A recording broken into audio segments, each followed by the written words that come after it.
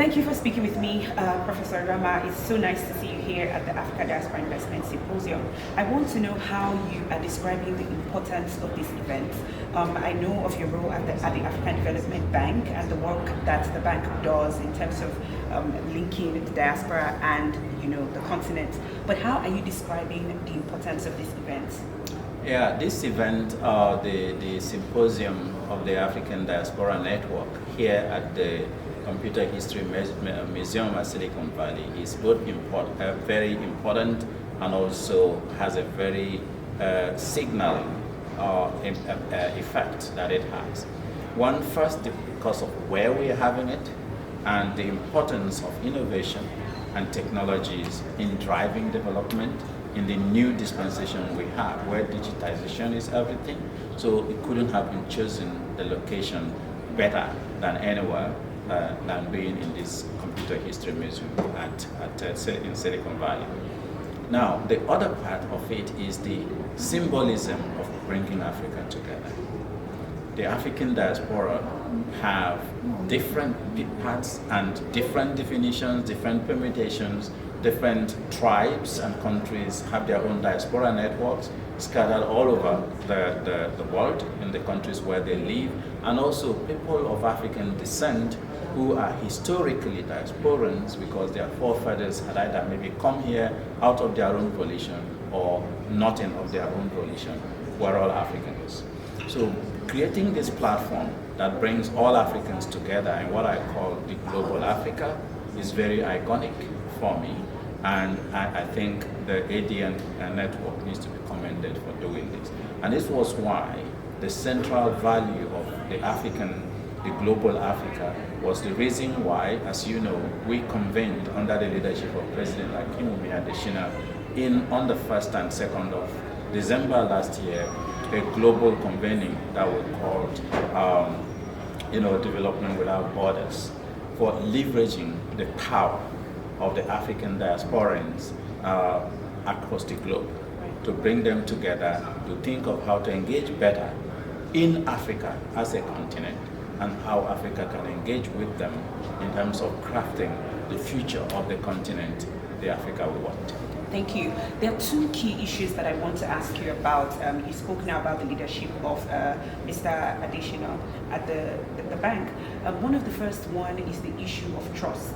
When we speak of infrastructure governance, especially on the continent, what do you see that framework to look like in terms of how the diaspora remittances are even managed on the continent? What is the infrastructure governance framework of the bank in terms of tracking and holding people accountable for these investments? Because really, there's a lot of waste that goes into the monies that comes into the continent and is not being tracked. I don't know, can you give some insight as to what the bank is doing to address this issue? Okay, thank you very much. The African Development Bank, since its establishment in 1964, has proven itself as a premier development bank for Africa, the only one that is AAA rated. And there is a reason for that. The reason is because of track record of delivery that we've seen in this bank over the years. And globally, it's been ranked as one of the best in terms of multilateral development banks and in the world. And the reason for that is about the structures, the governance, and the track record that has been developed within that bank with regard to delivering infrastructure for development on the continent. So what we are trying to do with the African diaspora is to bring the diasporans into that picture with regard to where we mobilize resources for development of the continent from. As you know, the last general capital increase of the bank under the leadership of the President Akinwumi Adesina, the bank was capitalized to, I think, $208 billion US dollars. And then what we are seeing is that the diasporans give a lot to the continent through remittances. But these remittances go to consumption smoothly. We don't have a structure that actually allows for those remittances to be properly securitized so that the investors will be able to have the trust that you are talking about, that their money is going to go into productive ventures in their countries. And then also in a way that those resources will not only be used for consumption smoothing, but actually feeds back to the investor, the remitter, in terms of returns on investment. So the African Development Bank will work with partners to try and develop this instrument for securitizing remittances that goes onto the continent.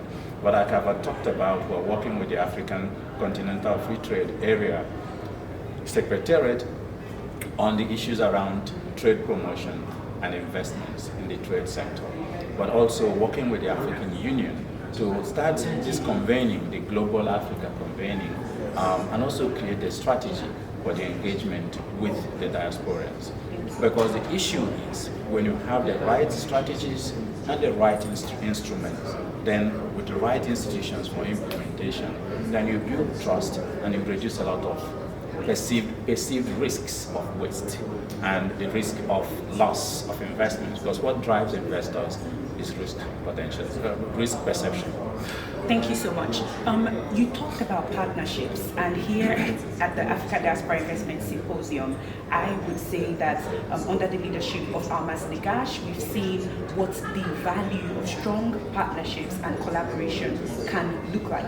On the continent, we see that there are different initiatives that seek to sort of bring growth and development into the continent, but these initiatives exist in silos, and that's because somehow we've sort of failed at collaborating and effectively collaborating.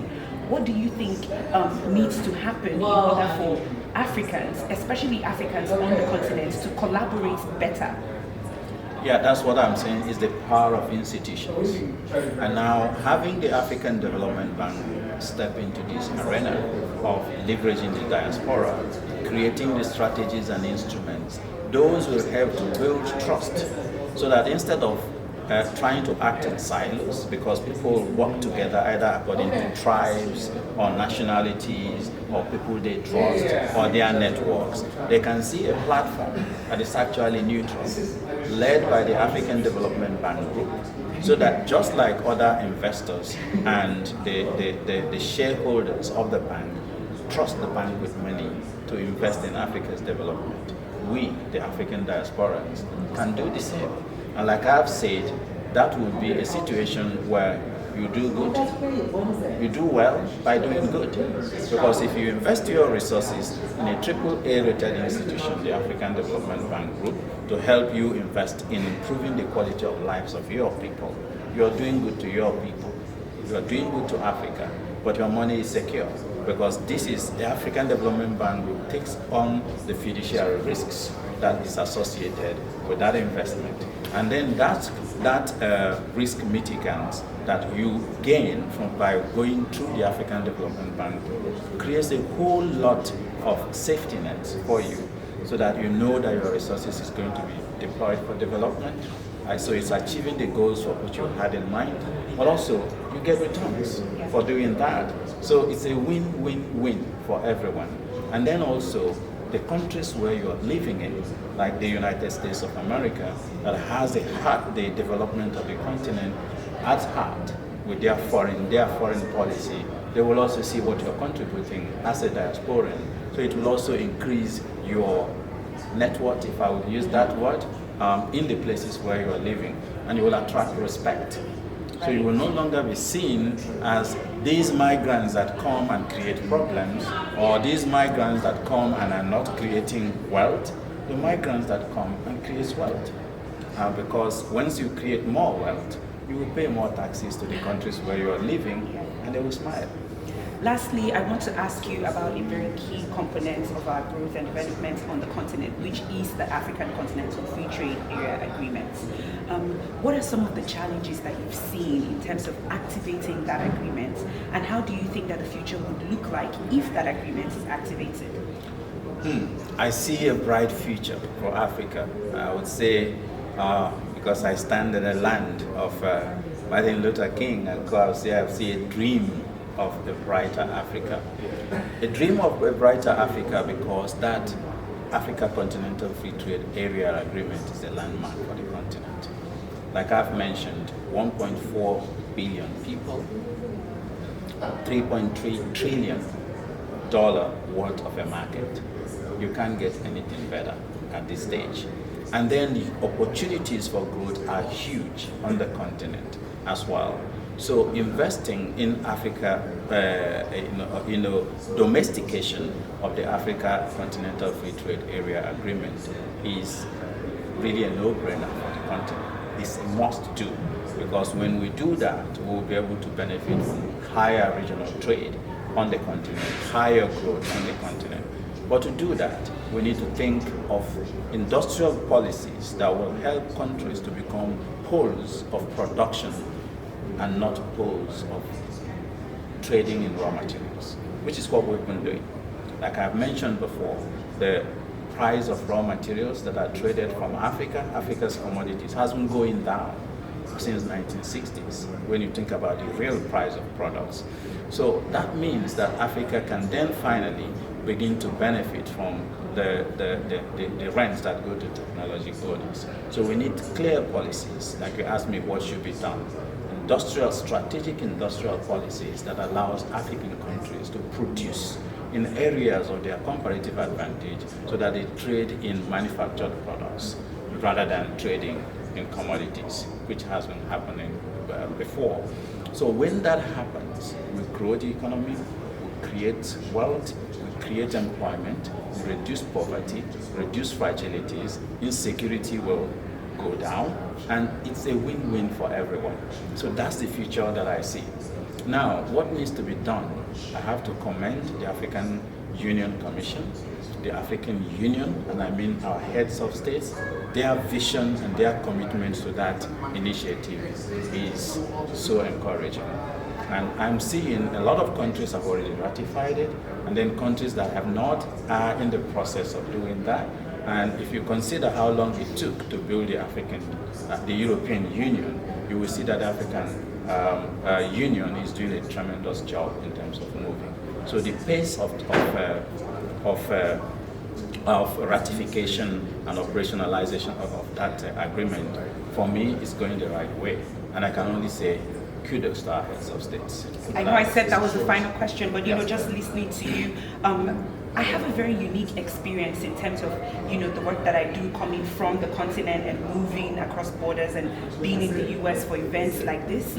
I was at the US Africa Leaders Summit, where you did a very brilliant speech, by the way, and just listening to you and seeing you here again in terms of answering the critical question, why these events are important. What has changed between that time at the US Africa Leaders Summit and now? Have you seen any sort of progress? We talked about beyond remittances during that event, and here we are discussing a future-ready Africa. I know it's been 3 months, but I'm saying this because every time that I'm here and then I move back to the continent, the question I'm asked is, how did that talk shop go? And I know that this is not just a talk shop. How are you describing the change that has taken place over this 3-month period?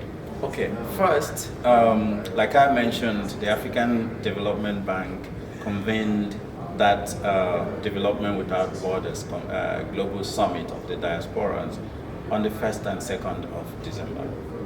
Fast forward 15th December, we're already here having that high-level discussion on going beyond remittances, which was one of the key areas that were identified for action.